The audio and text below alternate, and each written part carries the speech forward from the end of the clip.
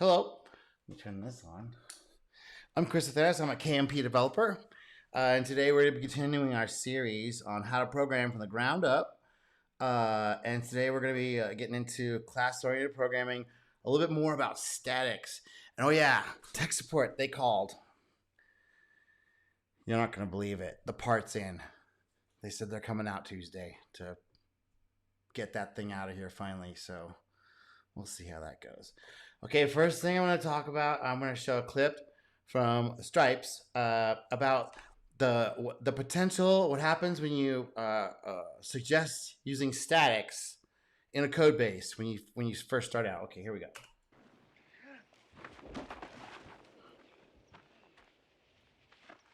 He's like, we shouldn't use statics. I heard they're bad. Why? I thought about putting them in there. I was like, I started to do the testing and it didn't quite work out. We got women can climb that thing better than you. Get up! Get on your feet! Hit it! You said he couldn't make it. Why don't you do it? He said you shouldn't be putting statics in the code base. He's like, I've seen we've had functions before. We can do this. We'll use a utility class. It'll be fine.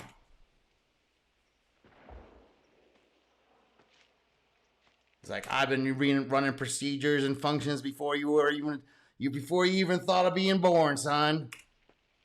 Take one step back, Winger. Move it. He's like, I don't know. I think the statics in the code base, bad idea.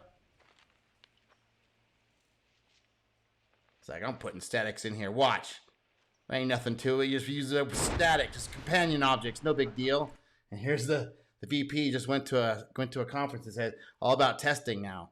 It's like, you have to test your app. If you're not testing your app, you're not really being a developer. You have to test it. You have to add the testing. It's like, testing? I didn't think about testing before. Let's add the testing. So it's like, okay. All right, soldier. Let's see how you fire that mortar. Let's see how you add testing this week.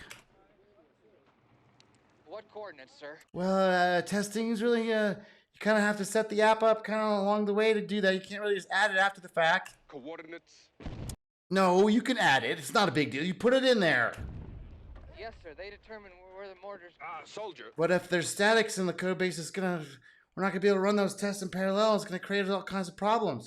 The Army has spent a lot of money teaching you how to fire that thing. Now set it, then fire it. We went to a conference. It cost a lot of money to learn how to do this testing thing. So get the testing in there. Sir, we don't know where the shell's gonna go. But the testing, so the code base isn't quite set up for. It's got static stuff in there. The only way to learn anything is to do it. Now fire the weapon. Put the testing in there. It's like, finally completed the first sprint. Got our last sprint in there. And the testing's got the statics in there. Look, it's not a problem. Look, the app runs fine. The app is running fine with statics. What? Any of you suckholes want to come up here and knock me off? Here comes testing. Oh, shit. Incoming!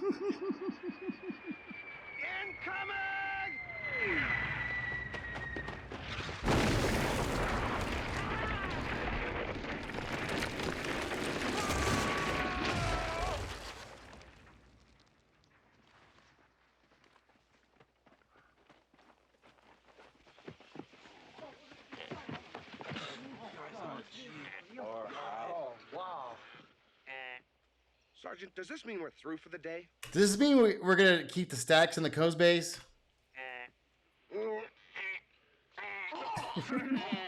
strength, Sergeant. Yeah. Get him off, Sergeant! Get him off! All right, here we go. All right, that's what it feels like.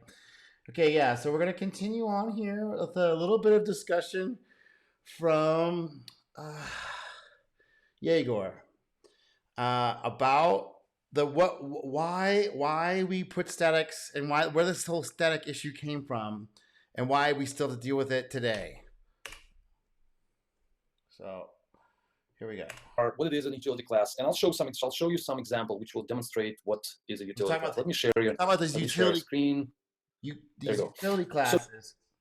that are just bags of namespaces. That's what we're talking about. So this is a very typical example of a utility class.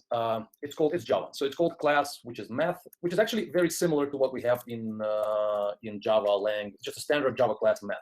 So utility class is a collection of public static methods, which are supposed to be very convenient and very easy to use instruments for basic simple operations with simple data, simple data. And this may be a little bit repetitive from the last one, but it's kind of important to hear this a couple times in different ways, so it's like clear, like why is this an issue? It's because it's a big problem, and the minute you encounter it, somebody's gonna be like, no, that's fine. You're gonna have to you might want to like have it like conceptually, like what is it? Okay, why is this fine? Where is this coming from?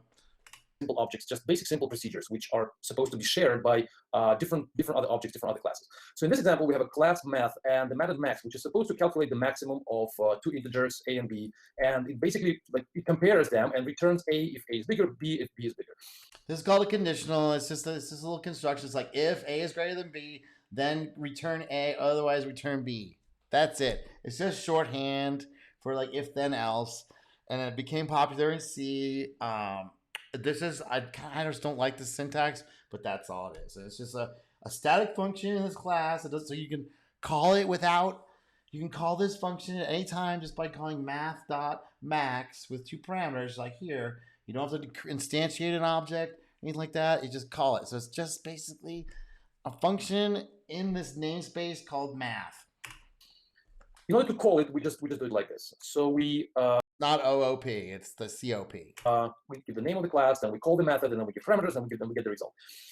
So this is actually technically in terms of Java or in any other language, Ruby or Python or PHP or C++ or other object-oriented language, it is declared as a class, which in reality doesn't have any properties. It doesn't have any normal methods. Properties, it means like no variables. There's no variables in there.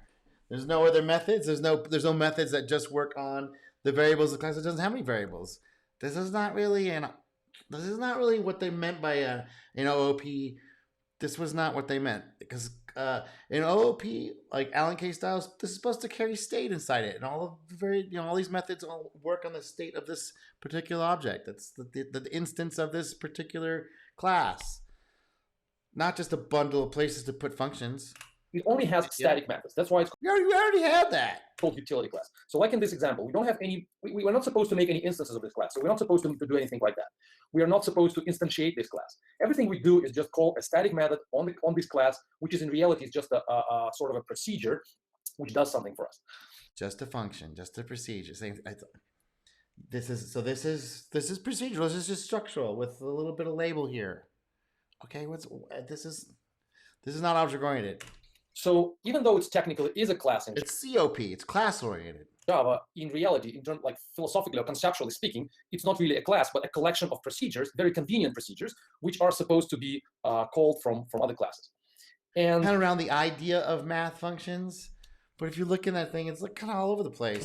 Before we discuss why it's wrong, I'll show you the alternative, which I think is better, which I think is a good replacement for this utility class in object-oriented programming. I'm just assuming that you understand what it is. I'm not going to go in details and explain what the utility class is for, how it's used. I just assume you understand what this thing is used for, and you've seen many examples of this class. In Java, for example, we have a lot of Apache libraries, and we have from Google, we have Guava library, and Ruby is full of these utility classes. These utility classes are everywhere, basically. So I assume you understand how to use them. And this is what I'm suggesting as well, it's not important right now. For what he's showing you, it's not important. You will, if you're going to get into programming, you're going to learn all that crap. But right now, at this level, it's not that important right now. Alternative. Just know there's these namespaces, people, and they put a bunch of fucking functions and types and structures and all kinds of stuff in there. And they're not necessarily cohesive. It's just a place to put them. Because they have to, in Java, not C++, I don't know if C++, I don't know, I never got into C++. But in Java Java, you have to call a function. It has to be inside of an object. Weird, unless it's static, right? Unless it's static, and then those rules don't apply. You're just back to structural.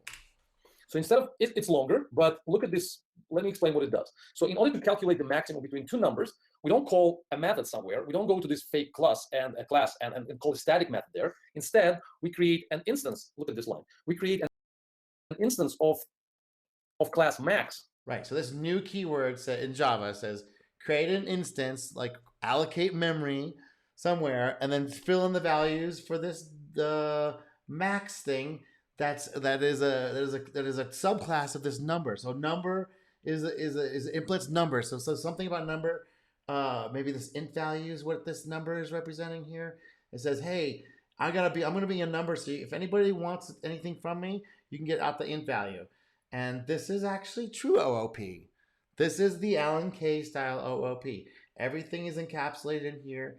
Everything is immutable. Although that's not necessarily Alan Kay stuff, but this is the style he's doing here. And yeah, and anytime you want to get the max, it creates an object. It instantiates these two object instance variables. It's just, and then it calls, and so this is ready, lazily prepared, so that anybody actually, if anybody calls dot int value, like x dot int value, that's when the calculation happens. Only at the moment. That's that lazy versus eager. Eager, it would be calculated already somewhere. But in the lazy style, it doesn't get calculated until you're asked for it. That's another OOP, Alan Kay OOP thing.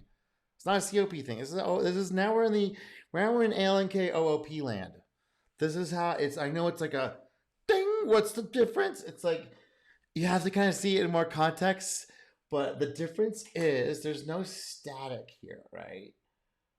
You're creating an object that consists of, you're creating an instance of variables, like a left and right, and a function pointer that will do something when you ask for it. So when you go x dot int value, that's when it'll do the max and give you the result. So it's like a little different. That you can't. It's like a twist. It's like it takes a few times seeing it, and that's why I'm showing you this early. So you can kind of say, "Oh, this is a different way of thinking about it. This is coming with the problem from a different angle." It's and in computers we do it all the time. We have like at least two ways of doing something. And we give two parameters to this instance. And now we have the variable. Do you see still down in here? This is just still a function, right? It's just how we treating it conceptually up here. It's really like how in the idea space. And from this style, there's all kinds of stuff can happen. Lisp was the first one that kind of introduced this stuff. I'm not going to talk much about this. I don't know this, but I know this is the kind of thing they were doing there. You guys, the Alan Kay kind of like humanified Lisp, because Lisp was crazy. Just a bunch of parentheses of all this kind of sub. This is a little bit cleaner, it's easier to understand for humans, for that that are used to the imperative stuff. Like it's just like just a little switch, just tweak. X, which is a maximum between two numbers. So if in the previous example, let me show you in details how it works. So first of all, when we instantiate this class, we give two numbers and they are encapsulated in two private properties. So when we make an instance of class max, we encapsulate number 3 and number 9 inside these private properties. So private means, and only this function is where it says this here. It's only this function right here, because this keyword this says that to get this one. This dot left is this dot right is that, and int dot int value. Boop. So it's got a little recursive call in there. Boop. Or int value is number. So number is like a thing that has an integer value. So that's another OOP thing. So it doesn't show us the implementation of this yet, or what the interface for this is, which we're about to get into. We don't know what it expects, but it's probably going to expect this. So anything that's going to be a number is going to have one of these in it. And that's what the override is. It's like, I'm going to override this number in this interface. I'm going to put one of this. I'm going to use this one, not the one here. I want the one that's coming from here. That's the inheritance override. Ooh, we'll get into it. And then that's it. So when we make the instance, we just say that x is a number, which is a maximum of these two variables. And then if later somebody will want to get this integer value of the real maximum, then when the call will happen, when this int value will be, when this method, the real method will be called on an instance of class max, then the actual actual comparison will happen. The lazy will happen. So if the next line was, var y equals x dot int value, it'll calculate that out. And notice it's done infinitely with no parameters, because it's going to get the thing wherever the X was stored with when it was instantiated. Whatever was set up here that's in there, it's going to use that, and you can't set it. It's immutable. If you want use a different numbers, you have to create a new object. You can see how it's a little less efficient than the OOP style is less efficient because you're creating these objects all the time, right? But it does let you do these other things, which we have enough performance now to do with these. We don't have to worry about performance. So how we structure these complex programs and make them composable and extensible and changeable and maintainable, that's what we're doing it for. We're not doing it for the efficiency of the processing speed. So that's the trade-off. Processing speed extreme, we're going to get that extra 2%. C++, you better do C++. Or Rust or Go, whatever the native is.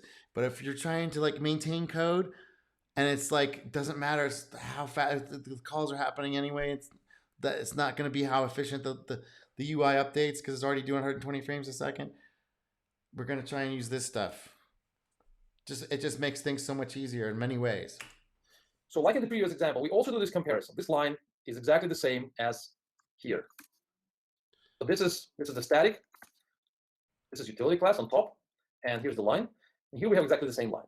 But the difference is that in the this does a max. First example, we call the method, we call this procedure. I'm saying this is not a method actually, this is a procedure. So we call this procedure. But see here, so he's being a little bit facetious here because he's saying, look, man, because there's no object here, it kind of breaks the OOP, Alan Kay's OOP style. Look, it doesn't make any sense. This is just a function here floating off that happens to be in this namespace. So that's why he's like, it's a procedure. Okay. And he's right. It is. It's multiply a function. That's why Kotlin just got rid of all those differences. It's just a function. Anytime you call something that's going to be executed, it's a function. It does something for us. It makes some calculations, and then it returns the result immediately. In the second example, we make an instance of an object. And then this object, when necessary, we can say like this, for example, and then we want to print it. And then when we print it, actually, when we call this method, then the calculation happens. So on the first line, we just declare that X is a maximum between two numbers. And then later, when we're trying to get the actual, we declare it. So it's like, this OOP is also kind of this declarative style. We're saying, there exists an object called max that has these two values. And it also has a method that will give me the value when I'm ready for it. And that's what, inside there, I don't know how it does a max. I don't care how it does a max. All I know is if I give it two numbers and I give the max, I do the call this .int value on it, it's going to give me the maximum of those two things. It's not exactly clear why this is better in many ways, but as you scale up, this idea will scale up with it. Value of this maximum, then the comparison will happen. So that's the key difference between the procedural approach and object-oriented one. So I just gave you two examples. I explained what is like how he's showing the Alan Kay style OOP, but these concepts still work in COP. Different in Java code. And now let's discuss why utility classes, why this is wrong and this is right. So the first argument, which is rather theoretical and rather conceptual, is that in the first example we do the calculation instead of declaration. So on the first example, we thinking as a computer instead of thinking in terms of objects. Right, we're thinking more imperatively, telling the computer to do every single instruction like we've been doing in BASIC, like we were doing in C. So now we have to kind of flip our head around. So this is Alan Kay was doing. He was asking us to flip it around and not think of it so step by step. It's like, I have this. Now give me this. So I think you've seen enough, so I'll show you my face. So on the first example, we are thinking in terms of procedures and how the computer actually works. So we understand that here we are, and this is the CPU, this is the actual thing which calculates something, and we need to give instruction to this computer, and the computer will make executions for us. It will do some comparisons. It will go through operators and statements and do some calculations for us. So we are thinking as a computer which runs some procedures or subroutines for us. Right. We are thinking. Bottom up kind of level of thinking. The second example, in object-oriented, when we create an object, when we create an object, we declare what it is instead of telling the computer what to do.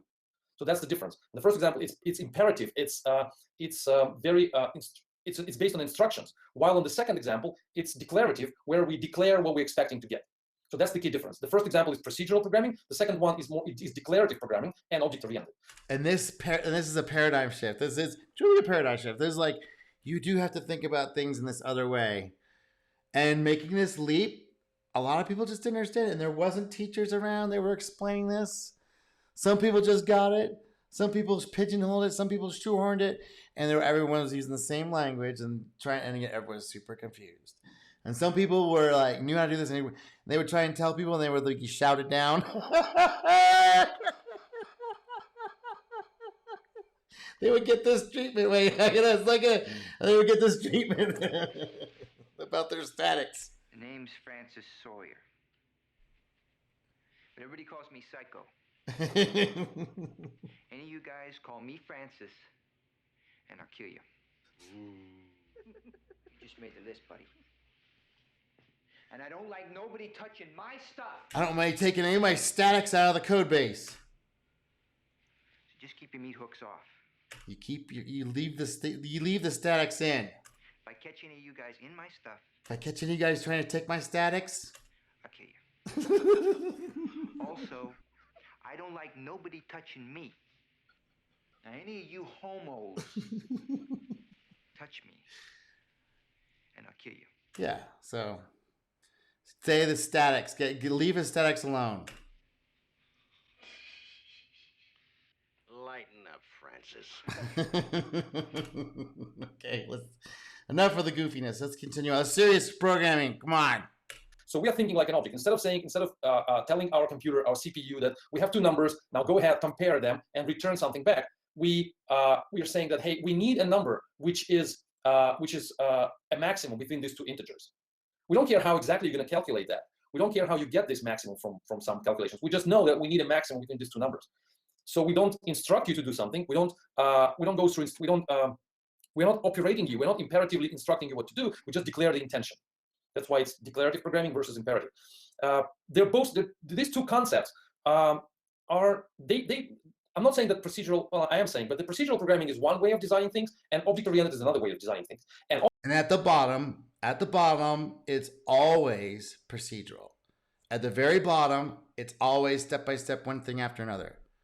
Now, how we can get there as we abstract these processes and ideas and concepts to work a problem space that's easier to manage. Do you see how it's like really not computers anymore? It's just like how to think about a problem kind of thing. This is the challenge. Most people just want to do the bits and bytes and typey, logarithm, enter code, enter algorithm. No, it's this stuff. It's this. How do we put a problem together efficiently to get those 80 IQ points out of just how we arrange it? Procedural, well, I am saying, but the procedural programming is one way of designing things, and object-oriented is another way of designing things. And object-oriented was invented when it was clear that procedural one is difficult to use when the problem is quite big. So the procedural programming is very useful and very convenient when we're dealing with small amount of code. When we have memory, we have the code instructions, and we basically can put everything into our head when looking at the code. Right, 150 items, we can maximum identify and keep in our brain at any given time, max. Anything. That's why we're trying to extract this stuff away, so we don't have to keep track of so much stuff, so we can work at a higher level.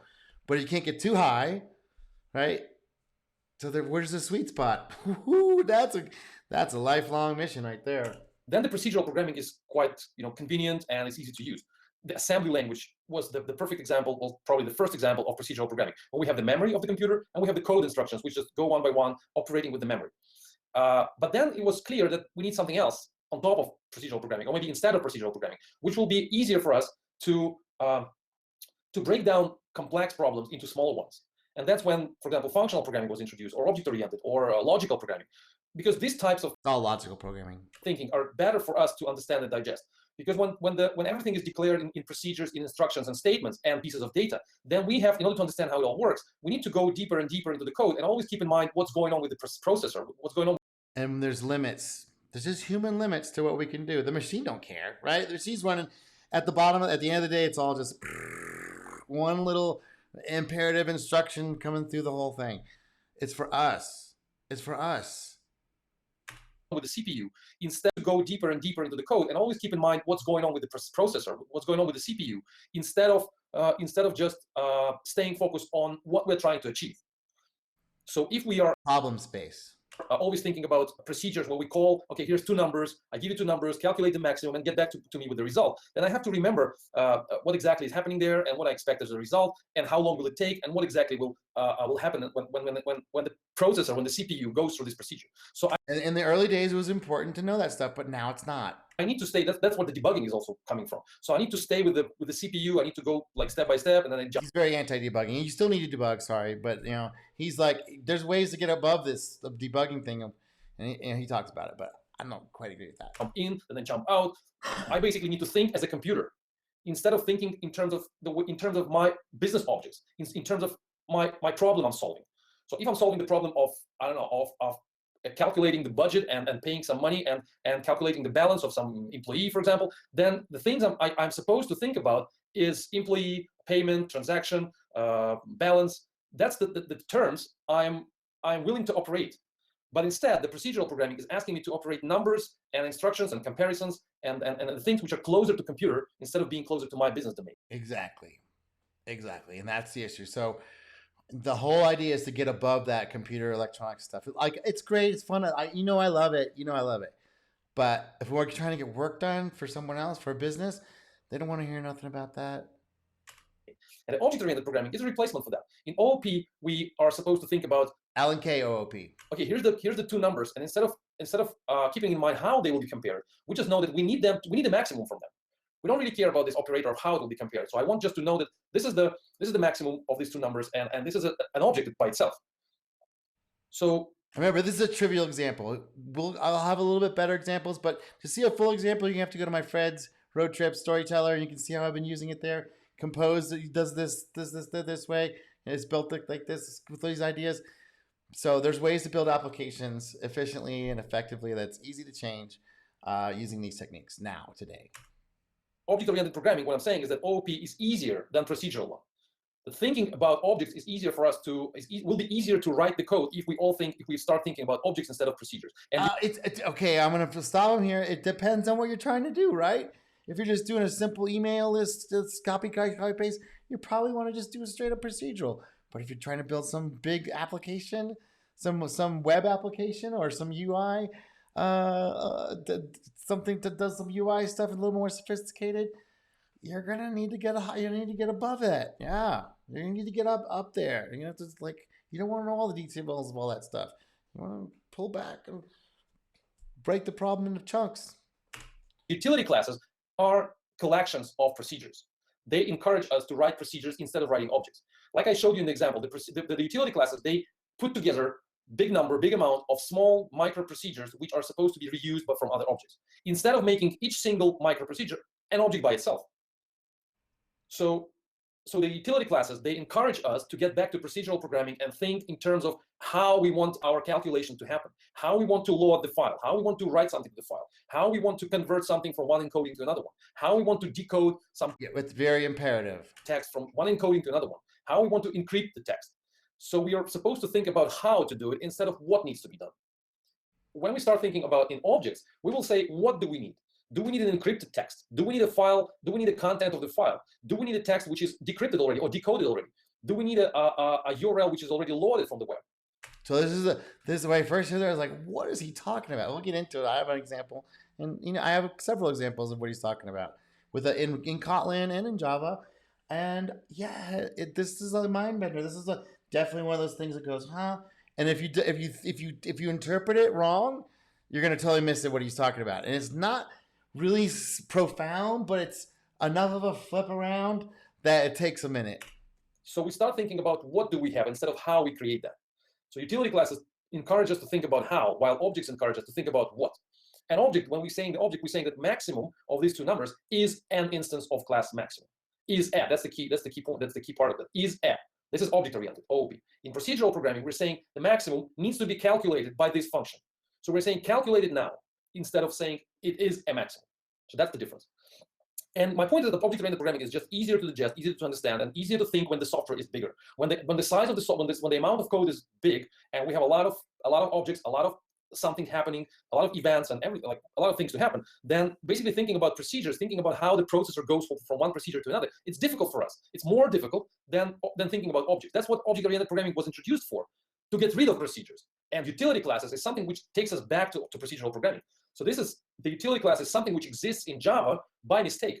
It's a step back to procedural programming, to the C programming, to assembly programming, which was introduced in Java by people, I believe, by those who were used to write procedural code in C and all the languages. Yes, that's who it's for. It's for the people who refused, for whatever reason. Performance is one. Another one's just ignorance of like what this is actually, how this is supposed to be put together. It's not like there are a lot of good examples until Yegor came along and elucidate us on what that stuff meant. If it wasn't for him, we'd still be in the dark, honestly.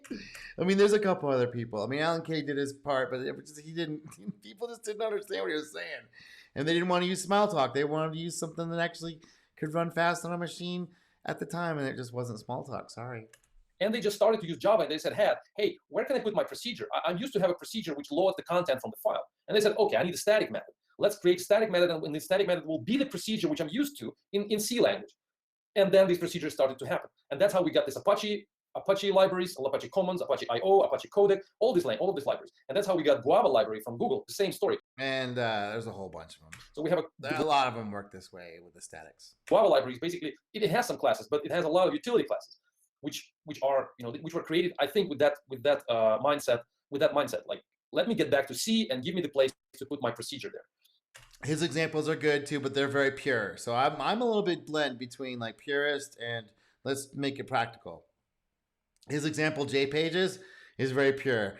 And it's like you're looking and go, what the hell is this? But he explains all of it, and it's actually quite bullet. His word, elegant objects, it's pretty nice, actually. It's a nice way of thinking about things.